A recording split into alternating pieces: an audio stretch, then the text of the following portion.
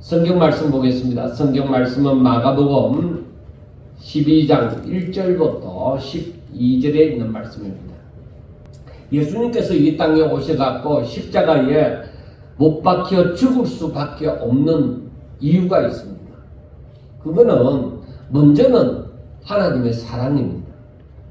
하나님께서 이 죄인들을 사랑하시기 때문입니다.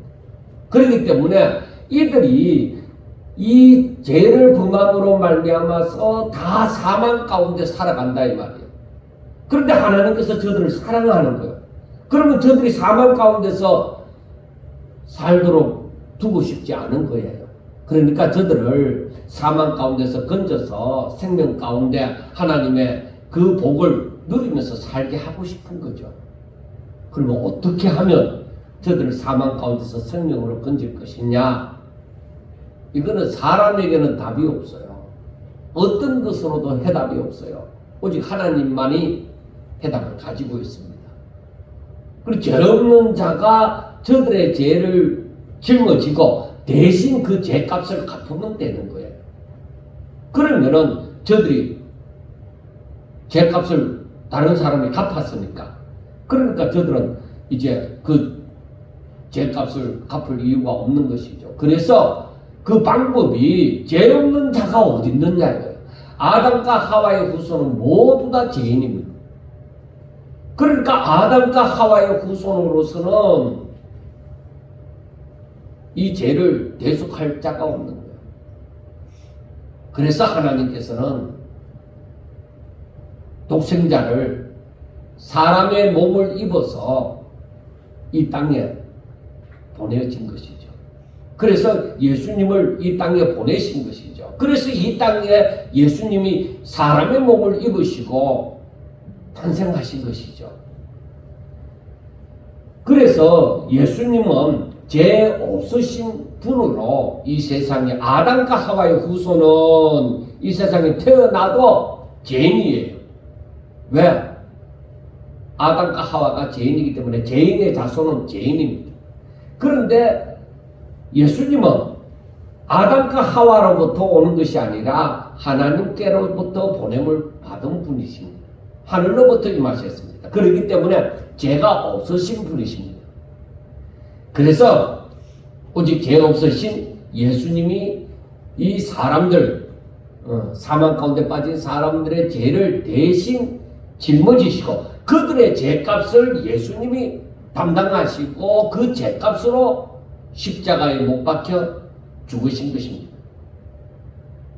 그래서 누구든지 이 예수님을 믿는 사람, 이 복음을 믿는 사람들은 멸망하지 않고 영생을 얻는다는 것입니다. 그러니까 이 영생은 사망 가운데서 영생이 아니라 생명 가운데서 영생을 얻는 거예요. 그걸 일반적으로 영생이라고 얘기하는 것이죠. 그래, 이 영생을 얻는 것인데 사람들은 자신들의 노력으로, 그러니까 보통 다른 종교에서 말하는 것처럼 돌을 닦음으로, 돌을 깨침으로 영생을 얻으리라고도 노력을 합니다. 혹은 다른 신을 섬기면서 영생을 얻으리라고 노력을 합니다.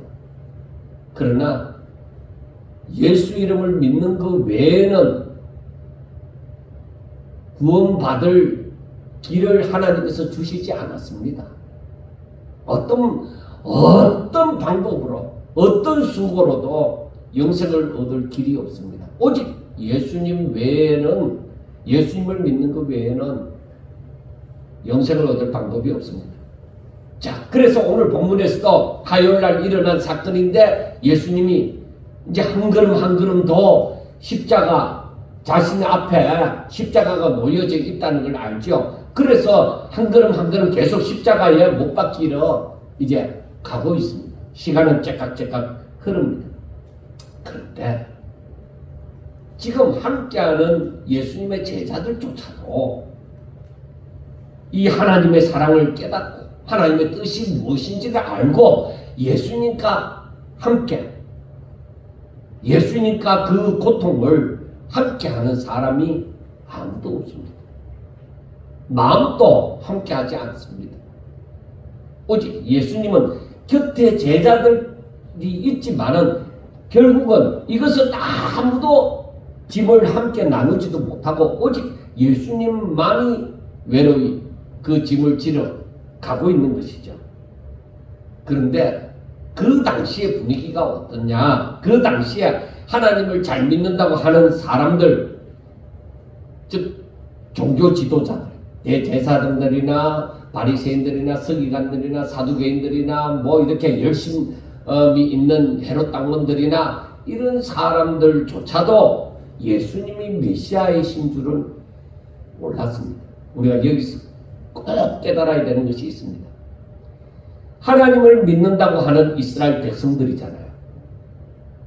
그런데 그 사람들의 신앙적인 지도자라고 말을 하는 대제사장들이고 백성들의 장로고 서기관, 바리새인, 사두개인, 헤롯 당원들이잖아요. 그런데 이들이 아무도 예수님이 메시아인 줄을 알지 못했다는 것입니다. 오히려 이런 종교 지도자들이 자신들이 하는 일에 거침돌이 된다고 예수님을 잡아 죽이고자 한 것입니다. 말도 안 되는 일이죠. 그런데 알고 보면 말도 안 되는 일이지만은 여러분들이 성경을 읽으면서 그 종교 지도자들의 입장이 돼 보면은 이해가 됩니다.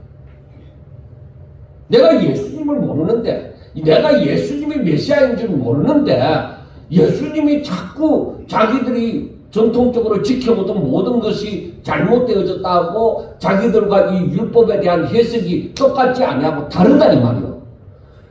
그러면은 사람들은 당연히 예수님을 이단자처럼 자기들이 신앙생활 하는데 하나님을 믿는 생활을 하는데 그 집돌이 된다고 생각할 수밖에 없는 거예요. 하나님의 뜻을 모르면은 이렇게 눈뜬 봉사가 되는 거예요. 그래서 예수님은 성전에 들어와서 이 절기 유월절 절기를 지키기 위해서 성전에 매매하는 자들도 있었습니다. 그러니까 비둘기를 파는 사람, 돈 바꿔주는 사람, 하여튼 이 절기 때 이 성전 안에 돌아다니는 사람들이 많았습니다. 그런데 예수님께서 그날에는 들어가서 상을 다 뒤엎어버리고 이들을 쫓아내 보냈습니다.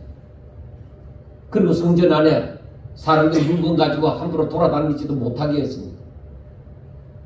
내 집은 만민이 기도하는 집이라고 했는데 너희들이 강도의 소굴로 만들고 있다. 그렇게 말씀하면서 쫓아내버리니까 이 대제사장들이나 서기관들이 보니까 이 예수님이 이제 와서는 못할 짓을 하고 있단 말이에요. 말도 안 되는 짓을 하고 있단 말이에요. 그러니까 이 예수님을 향해서 네가 무슨 권위로 이런 짓을 하느냐 그렇게 얘기를 한 거예요. 네가 무슨 권위로 이런 짓을 하고 그 권위가 있다고 하면은 누가 그 권위를 주었느냐 그렇게 물은 것이죠. 그때에 예수님께서는 세례 요한의 그 요한의 세례가 하늘로부터 말미암았는지 사람으로부터 말미암았는지 대답하면은 나도 대답해 주겠다. 나에게 누가 이런 권위를 주셨는지 나도 말을 하겠다 했는데 저들이 답을 못하는 거죠. 그래서 그러면 나도 답을 하지 않는다 하면서 이제 이 비유를 말씀을 하는 거예요. 포도원 비유를 말하는 거예요. 어떤 사람이 포도원을 만들어서 이 포도원을 경작하는데 필요한 모든 것을 다 갖추어 놓고 그래 놓고 농부들에게 세로 주고 떠난 거예요. 이제 추수 때가 되면은 너희들이 추수한 것에 얼마만 내한테 주라. 그렇게 이제 하는 것이 새로 주고 떠나는 것이죠. 그렇게 새로 주고 떠났습니다. 이제 추수 때가 되어졌습니다. 그리고 주인이 종들을 농부들에게 보냈습니다.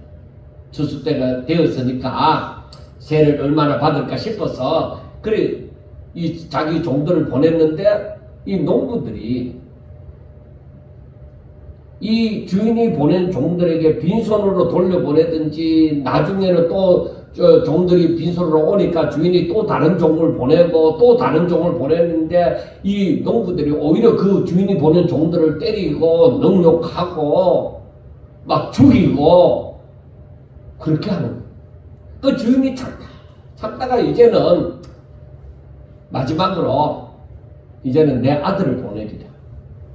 내 아들이니까 주인의 아들이니까 설마 이들이 주인의 아들은 어찌하지 못하겠지 생각하고 아들을 보내는 것입니다. 그런데 이 농부들은 어떻게 생각하느냐? 야, 주인의 아들은 상속자가 아니냐? 그러니까 저 주인의 아들을 죽이면은 그 유업이 전부 우리 것이 안 되겠느냐? 그래서 죽이자. 그렇게 모의를 한 거예요. 죽이자. 그래서 주인의 아들도 죽여버린 거예요. 그래서 예수님은 이 비유를 마치고 이제 사람들에게 물었습니다. 자, 그러면 포도원 주인이 이 아들까지도 농부들이 죽였는데 포도원 주인이 이제 어떻게 하겠는가? 그 사람들은 답은 뻔하죠. 왜? 농부들이 잘못했다는 것을 누가 들어도 다 아니까. 그래서 이 예수님이 말씀을 합니다. 와서 그 농부들을 진멸하고 이 포도원을 이제 다른 사람들에게 주리라는 것입니다. 아마도 예수님께서 비유하는 말씀을 들은 모든 사람들은 이것이 당연하다고 생각을 했을 것입니다. 그런데 이 비유가 당시의 종교 지도자들, 당신의 근의가 어디로부터 말미암았습니까? 너는 무슨 근의로 이런 일을 했습니까? 그렇게 묻는 자들을 향한 비유인 줄을 알고 예수님을 잡고자 하지만은 사람들이 무서웠어요. 사람들 보는 눈이 무서웠어. 왜? 예수님을 선지자라고 따르는 사람들이 많으니까. 그러니까 함부로 죽이지도 못했습니다. 이 포도원 주인은 하나님을 비유해서 하는 말씀이고 농부는 당시의 종교 지도자들을 비유해서 하는 말씀이고 종들을 주인이 보낸 종들은 하나님께서 보낸 선지자들이고 아들은 그야말로 예수님을 비유한 말씀입니다. 그러니까 메시아를 이 종교 지도자들이 죽였다는 것이죠. 자기들 욕심 때문에. 그래서 우리가 사도행전 7장 51절부터 54절의 말씀을 보면 제가 읽어드리겠습니다. 목이 곱고 마음과 귀에 할례를 받지 못한 사람들아 너희도 너희 조상과 같이 항상 성령을 거스르는도다.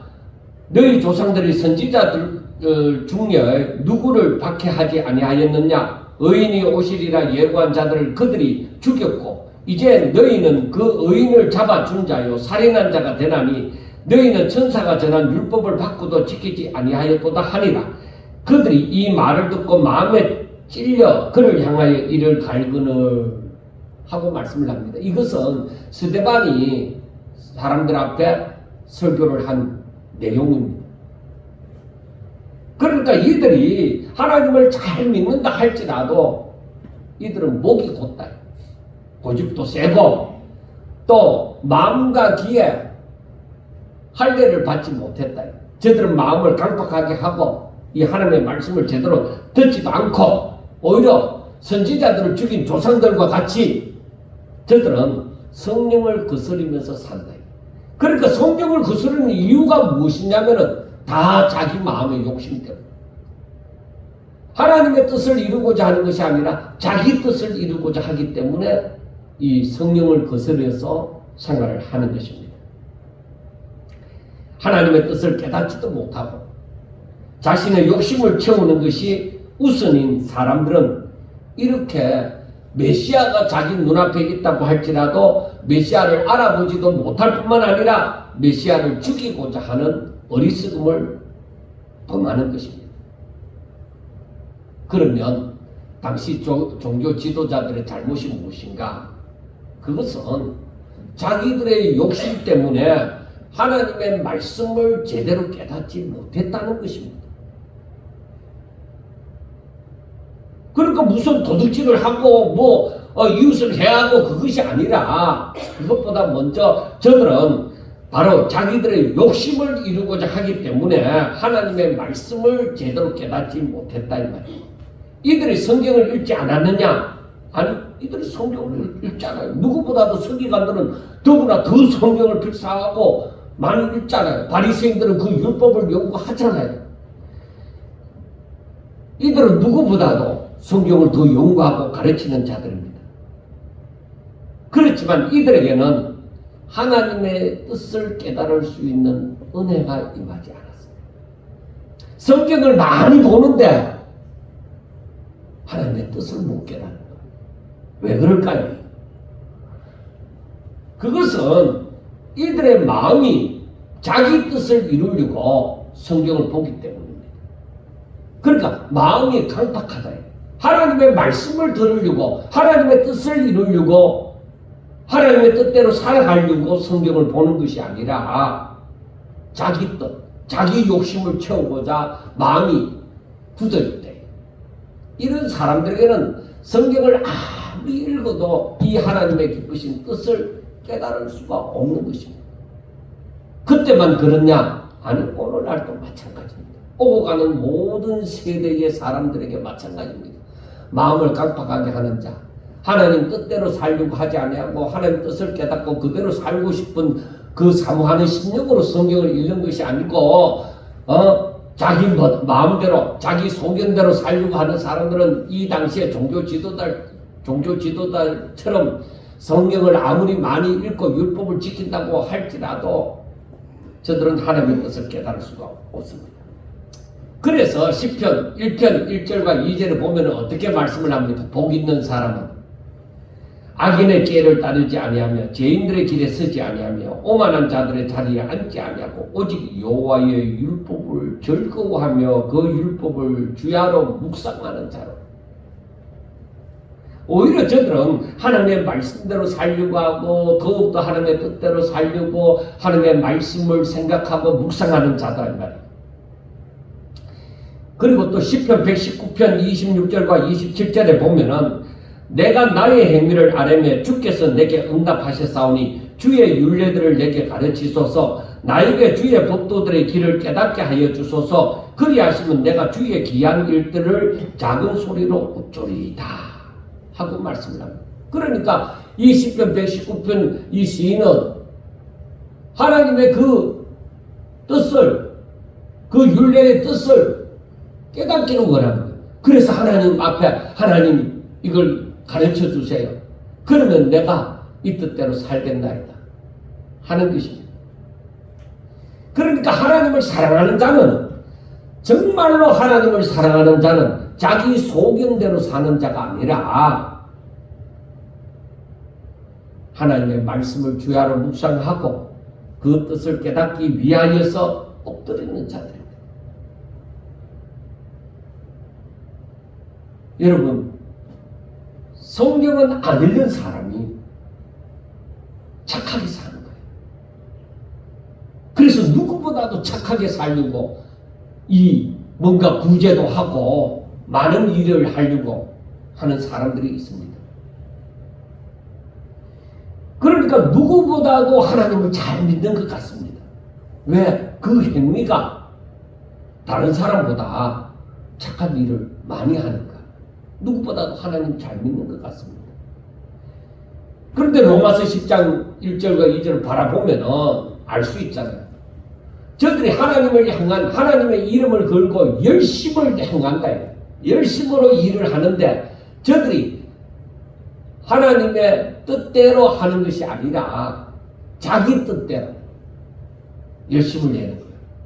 그리고 올바른 지식으로 하나님을 제대로 알아서 열심을 내어 신앙생활을 하는 것이 아니라 올바른 지식이 아니라 자기 소견대로 자기 생각대로 열심을 내어서 신앙생활을 하는 거예요.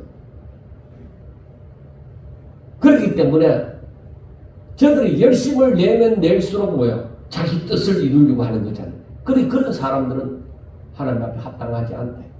오히려 하나님을 대적하는 꼴이 되어지는 것입니다. 그래서 우리가 알아야 돼요. 내가 정말로 하나님 앞에 은혜를 받았다면, 정말로 내게 성령 충만하다고 하면 어떤 은혜가 임하느냐? 하나님의 말씀을 사모하게 되어지는 거예요. 하나님 뜻이 무엇입니까? 여러분, 사람도 마찬가지예요. 일반적인 얘기를 하면은 청춘 남녀가 이제 서로 사귀게 되어졌다 이 말이에요. 사귀게 되고부터는 상대방에 대해서 알려고 하는 거예요. 어떤 취미를 가졌을까, 무슨 음식을 좋아할까, 여행을 좋아할까, 독서를 좋아할까, 궁금증을 가지고 자꾸 알고 싶고 얘기하다 보면 밤을 새는 거예요. 전화통화를 하면서. 그 알고 싶은 거예요. 왜? 마음 맞춰서 서로 뜻을 맞도록 하기 위해서. 그러니까 하나님을 사랑하면 하나님의 뜻을 알고 싶어서, 그러니까 하나님의 말씀을 사모하게 되어지죠. 알고 싶은 마음이 내 가운데 생기는 이 자체가 뭐예요? 주의 영이 내게 임하여. 그러니까 그냥 교회만 다니고 예물을 드리고 봉사활동을 하러 가고 막 그거 아니에요. 그건 안 믿는 사람도 해요. 그런 것이 잘못됐다는 얘기가 아니에요. 내가 하나님의 뜻을 알고 하는 거 하고 내 소견에 좋은 대로 내가 이렇게 하면 하나님이 좋아하겠지 하고 그냥 자기 생각대로 하는 거하고는 다르다 이 말이에요. 그런데 당시 이 종교 지도자들은 자기 욕심을 채우기 위해서 혈안이 되어 있었던 것입니다. 그러다 보니 하나님의 뜻을 깨닫는 일이 그리 중요하게 생각되지는 않았던 것입니다. 당시 종교 지도자들인데 열심을 내어서 하나님을 잘 믿는다고 하는 사람들인데 왜 이 사람들이 자기 욕심을 채우기 위해서 혈안이 되어져 있을까? 하나님의 뜻을 깨닫는 것보다는 욕심 채우는 일에 더 열심을 낼까? 자, 에베소서 2장 2절과 3절에 보면 답이 나와 있어요. 그때에 너희는 그 가운데서 행하여 이 세상 풍조를 따르고 공중의 권세 잡은 자를 따랐으니 곧 지금 불순종의 아들들 가운데서 역사하는 영이라. 전에는 우리도 다 그 가운데서 우리 육체의 욕심을 따라 지내며 육체의 마음에 원하는 것을 하여 다른 이들과 같이 본질상 진노의 자녀이었더니 하고 말씀을 합니다. 그러니까 내 욕심을 채우고자 하는 마음이 하나님에게서 나온 것이 아니라 사탄에게서 나왔다. 나는 정신병자도 아니고 무슨 내가 절에 다니는 것도 아니고 다른 이단을 섬기는 것도 아닌데 왜 내 이런 마음이 사탄에게서 나왔다 하느냐? 사람은 누구든지 그런 마음 다 갖고 있지 않느냐? 여러분, 예수님 당시에 예수님이 메시아라는 것을 알아본 사람이 많았습니까? 적었습니까? 거의 없어요. 그러니까 예수님은 십자가 못 박혀 죽을 수밖에 없는 것이죠. 저들을 살리기 위해서. 오늘날에도 우리가 마찬가지입니다. 모든 교회가, 모든 사람들이 그 유명하다고 하는 목사님이, 그런 능력받은 장로님이 그도 또 이렇게 살았잖아. 여러분, 그렇게 생각하면 안 돼요. 우리는 예수님이 본이 되어지고 성경이 주가 되어지는 거예요. 그러니까 우리가 성경을 읽으면서 예수님 하나님의 뜻을 깨닫고 주님 걸어가신 길을 우리가 걸어가게 가는 것이 바로 신앙생활을 바로 하는 거예요. 많은 사람들이 따라간다고? 아니요. 절대 아니요. 얼마 전에 미국 세계에서 가장 큰 교회가 미국의 수중교회입니다. 로버트 술러가 그 세운 교회입니다. 그래서 어떤 사람들은 이 로버트 술러를 복음주의자라고 얘기하지 않습니다. 그런데 그 사람은 순복음 교회보다 더 커요.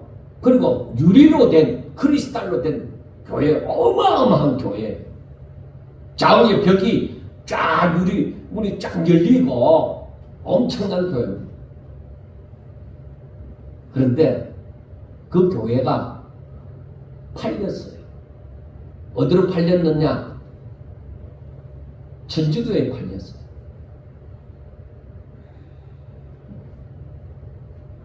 그 로버트 술러 목사님이 그 사람 처음부터 기복주의적인 사람이었어요. 돈 버는 일이 있으면 무조건 해라는 식으로. 그런데 로버트 술러 목사님의 그 책이나 뭐 모든 것이 엄청나게 팔렸습니다. 그런데 그 아들이 세습을 하고 그 손자가 세습을 해서 손자 때에 이제 이 교회가 결국에는 유지하지 못하고 팔려버렸는데, 여러분, 교회 크다고 사람들이 거기에 엄청난 사람들이 거기에 들어갈 수 있거든요. 그렇게 많은 사람들이 따랐다고 진리이지는 않습니다. 그게 복음적이지는 않습니다. 그 교회가 세습이 되어지고 가톨릭에 팔리고 나니까 우리나라 교회들이 흔들리기 시작합니다. 그 큰 교회가, 세계 제일 가는 교회가 어떻게 이렇게 팔리느냐.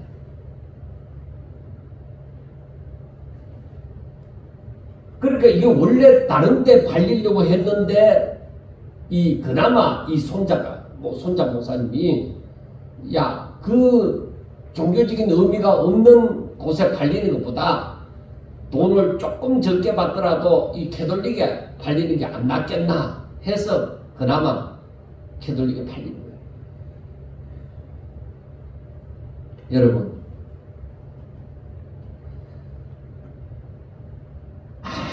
아무리 사람들이 알아주는 존재를 할지라도 우리는 분명하게 성경을 가지고 분별을 하셔야 됩니다. 아닌 것은 아닙니다. 제가 젊었을 때에 그런 사람들에 대해서 아니라고 얘기할 때에 그렇게 사람들이 그렇게 얘기합니다. 이 목사, 네가 뭔데 그 세계적인 사람을 판단하느냐고. 아니, 나는 아무런 존재가 아닐지라도 내가 성경을 보고 있는 입장에서는 이건 아니야. 이건 아니야. 왜? 로버트 술러 목사님 같은 경우는 교회를 하나의 사업으로 보았습니다. 이 사업이 번창하려고 하면 어떻게 해야 되겠느냐? 그래서 그 사람이 방송을 타고 그 교회를 선전하고 그렇게 했던 거잖아요. 그리고 그게 어떻게 맞겠느냐 이거예요. 그런데 사람들은 그 사람이 대단한 책을 만들어내고 또 사람들이 많이 모이니까 그게 울려서 그 사람이 옳다고 얘기를 한 거죠. 그래 내 같은 사람이, 젊은 사람이 아니다 얘기했을 때 사람들이 뭐라고 한다고요? 네가 뭔데? 네가 뭔데 그 유명한 사람을 그렇다고 얘기하느냐는 거죠. 그 새들벽 교회 같은 경우는 우리나라의 리고렐이라는 그 목사님이 우리나라에 굉장히 인기를 떨쳤잖아요. 그때 제가 뉴질랜드에 있을 당시지만은 그때에 우리나라에 뭐 사랑의 교회 뭐 할 거 없이 거의 대부분의 교회들이 큰 교회 적은 교회 할 거 없이 목적이 이끄는 삶 그 책을 가지고 성경 교재로 성경 공부 교재로 삼아서 성경 공부를 하고 있을 때입니다. 근데 제가 그걸 3분의 1도 안 읽고 이건 아니야. 제가 세대벽 교회도 가봤거든요. 근데 갔을 때 뭘 발견하는 것이 아니라 그 사람이 쓴 책을 보고 우리나라에서 성경 공부 교재로 한창 인기를 날리고 있을 때에 제가 그때 그랬습니다. 이건 아니야. 그럴 수 없어 하니까 저하고 가까이 지내는 사람이 그렇게 얘기하는 거예요. 이 목사 네가 뭔데요? 네가 뭐 별볼일 있는 사람이라고 이 세계적인 목사님을 그 사람이 쓰는 책을 아니라고 얘기하는 거예요. 그래서 나는 아는 건 아니야. 제가 원래 한 고집을 해요. 제가 아니라고 생각하는 건 저는 안 하면 목사 안 하면 안 해도 아닌 건 아니다 이거죠. 왜 그 한마디를 똑바로 하는 게 목사예요.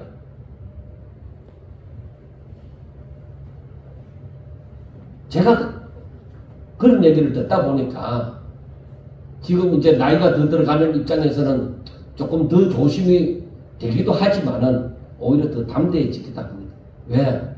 남은 인생 얼마라고?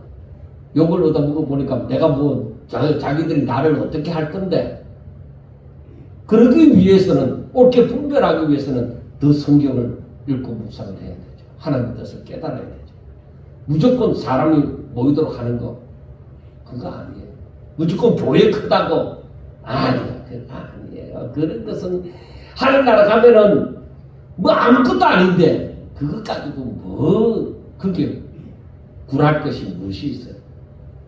여러분 사람이 잘 되고자 하는 그 마음 자기 마음의 그 마음의 정욕과 그 욕심대로 살고자 하는 거 자기 소견대로 살아가는 거 이게 하나님에게서 나온 것이 아니라 사탄에게서 나왔다니까요.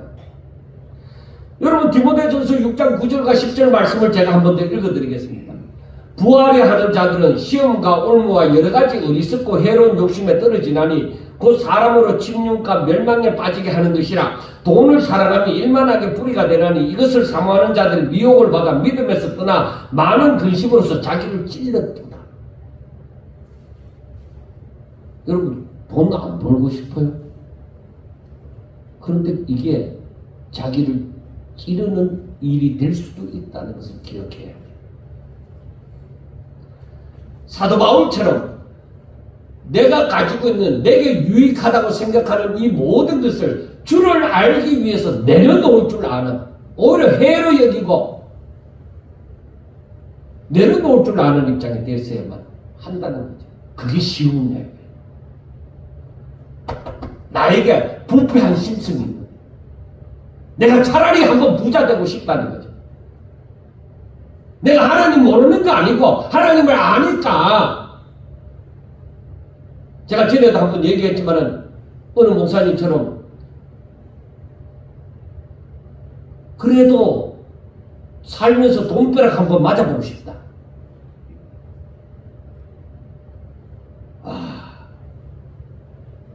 그 마음이 있는 것 자체가 불행이에요.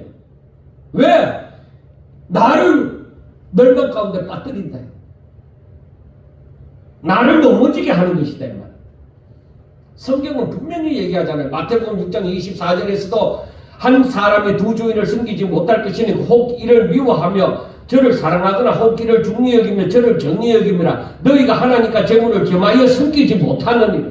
분명하게 말씀이 되어져 있잖아요. 그런데 그 말씀이 내게 생명이 되어져 있지 않으니까 때를 따라서 사용하는 거예요. 하나님 부자도 되고요. 하나님도 잘 믿고요. 그게 얼마나 힘들면 부자가 천국 들어간 게 낙타가 바늘 구멍으로 들어가는 것보다 어렵다고 얘기하느냐. 낙타가 바늘 구멍으로 들어가는 것이 부자가 천국 들어가는 것보다 쉽다니까. 낙타가 어떻게 바늘 구멍으로 들어가나. 그러니까 앞에서 디모데전서 6장 9절에서 말씀한 것처럼 부활이 하는 자들 이미 부자 청년처럼 부자인 자들 이 사람들이 천국과 가깝겠어요? 멀겠어요?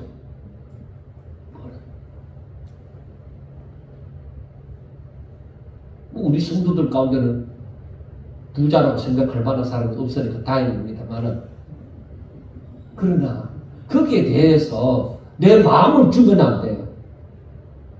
여러분, 저와 여러분들이 하나님을 잘 믿음으로 말미암아 필요한 것이, 일용할 것이 오히려 하나님의 근세로 말미암아 따라와지는 역사가 있으시기를 주의 이름으로 축원합니다.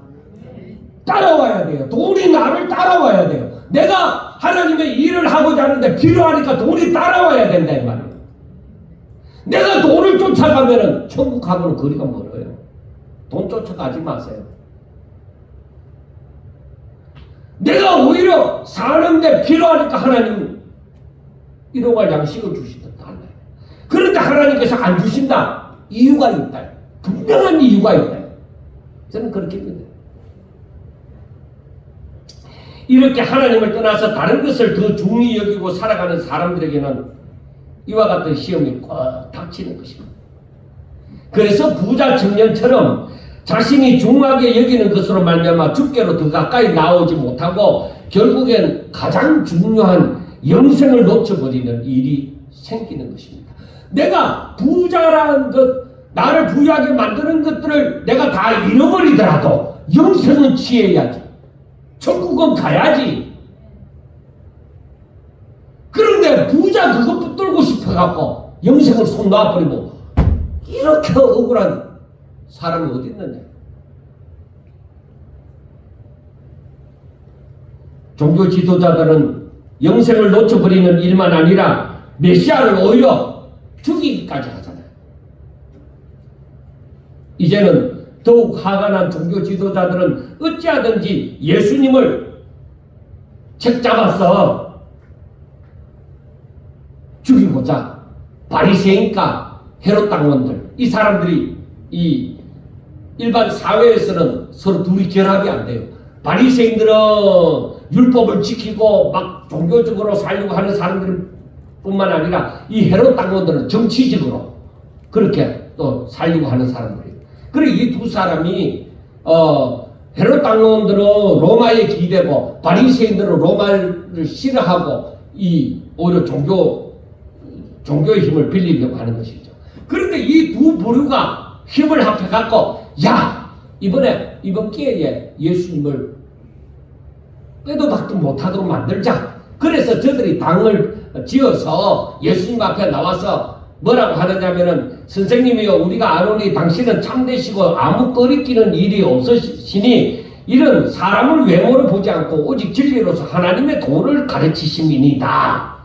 아주 예수님을 칭찬하는 듯이 얘기를 합니다. 그래 놓고는 묻는 말이 무엇이냐. 가이사에게 세금을 바치는 것이 옳으니까, 즉 왕에게 세금을 바치는 것이 옳으니까 옳지 아니하니까 우리가 바치리까 말리까 하고 얘기를 합니다. 그럼 바치라고 하든지 바치지 말라고 하든지 답변이 나와야 되잖아요. 그런데 예수님은 이들의 마음을 다 아시잖아요. 사람의 중심을 다 보시는 분이신지라 예수님께서 말씀을 합니다. 어찌하여 나를 시험하느냐. 어찌하여 나를 시험하느냐. 너희들이 나를 시험해서는 안 되지 않느냐 이 말이에요. 내가 메시아인데. 그래서 예수님께서 그 동전 데나리온 하나를 갖고 오너라. 그래 그 데나리온에 이게 누구의 형상이냐. 누구의 글이 있느냐. 가이사입니다. 그러면은 가이사의 것은 가이사에게 바치고 하나님의 것은 하나님께 바치는 거야. 그렇게 얘기를 했습니다. 아주 지혜로운 답변을 한 거예요. 그러니까 이 바리새인이나 헤롯 당원들이 직소를 못하고 물러간 것이죠. 그런데 바리새인과 헤롯 당원들 외에 그때 또 나름대로 힘을 쓰고 있는 사람들이 사두개인들입니다. 자, 바리새인과 헤롯 당원들이 예수님 앞에 나와가 쭉도 못 쓰고 이제 물러났다는 소리를 듣고 사두개인들이 자기들이 다 쓴 거예요.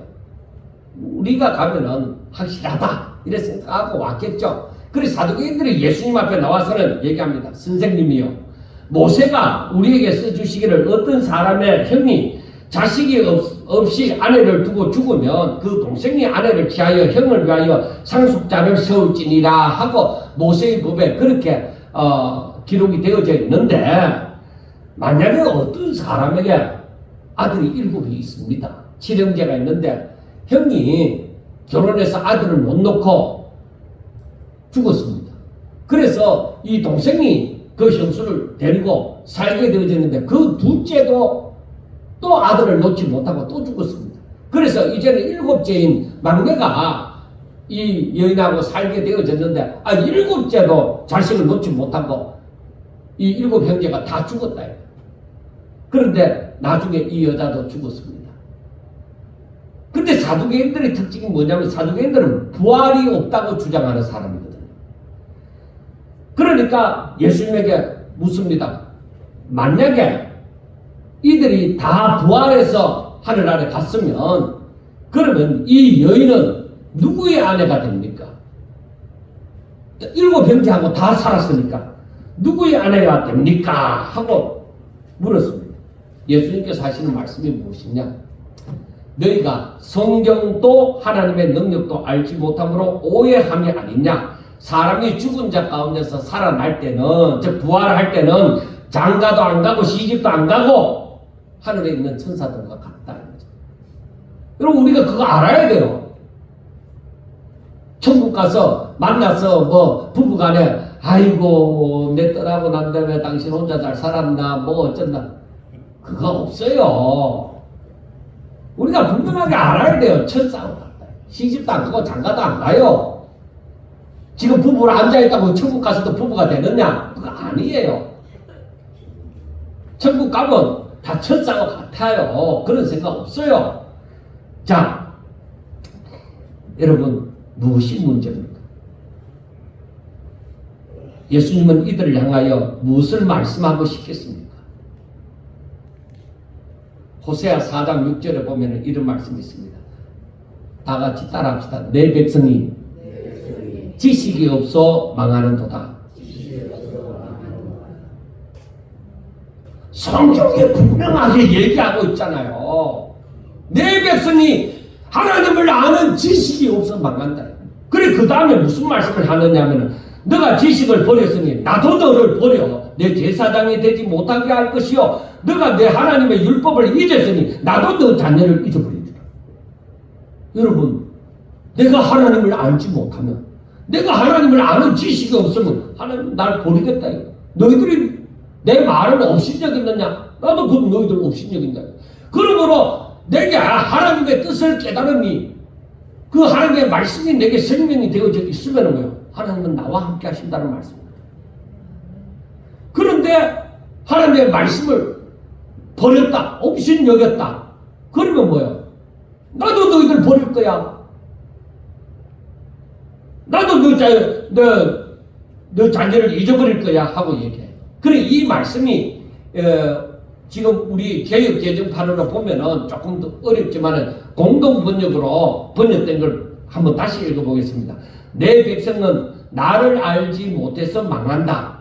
너희 사제라는 것들이 나를 알려고 하지 않으니 나도 너희를 사제직에서 몰아낸다. 이 하나님의 가르침을 마음에 두지 않으니 나도 너희 자녀를 마음에 두지 않으리라. 그러면은 하나님을 믿는 백성은 필수적으로 꼭 가져야 되는 게 뭐야? 하나님을 아는 지식. 그런데 사람들이 하나님에 대해서 얘기하러 가면 아이고 목사님 나는 몰라요. 그러니까 몰라요. 이게 통탄할 일이에요. 알아가기 시작해야 돼요.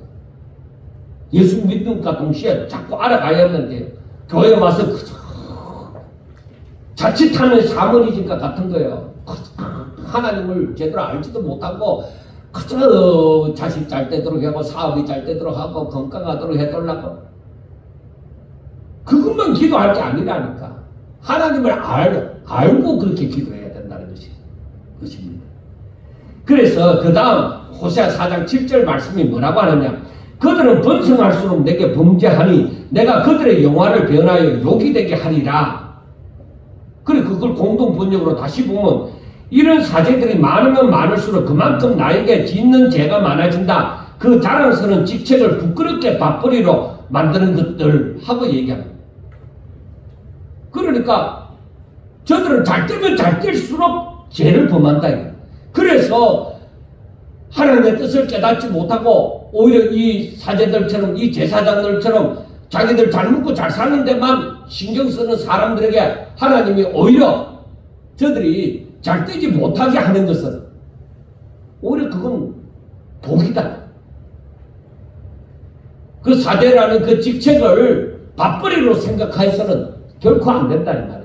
여러분, 하나님을 믿는 사람들이 하나님을 알고자 하지 않음이 얼마나 무서운 죄를 짓게 만드는 원인이 되는지 모릅니다.